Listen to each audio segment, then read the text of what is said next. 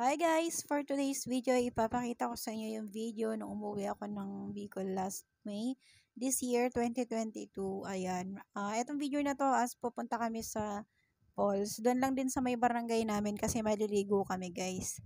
Ayan, makikita nyo ang ganda ng paligid, ba diba? Puro puno, tas ilog lang, tubig. Actually, maririnig nyo lang lagasgas lang ng tubig, tsaka huni ng mga ibon dyan kasi nasa ilog kami. So, ayan. Naglalakad kami yan papunta doon sa may falls. Actually, yan guys, yung tubig na yan dyan, pwede kayo uminom dyan. Kasi galing naman yan sa bundok, yung tubig na yan. Parang lay mineral, char. Yun. Malinis naman yan guys. So, ayan nga, pag nasa probinsya ka talaga, i-appreciate mo yung nature. Kasi talagang dyan ka mag-i-enjoy. Hindi mo kailangan magbayad ng mahal para lang mag-enjoy ka. Ayan, konting kembot lang, konting lakad lang. Mag-i-enjoy ka sa falls.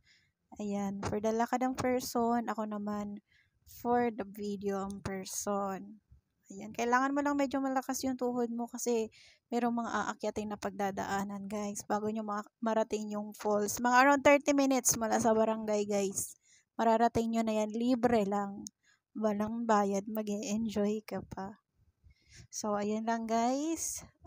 Thank you. Sa mga hindi pa nakapag-subscribe sa channel ko, please subscribe and enjoy watching guys. So, ayun. Enjoy nyo lang yan. Thank you.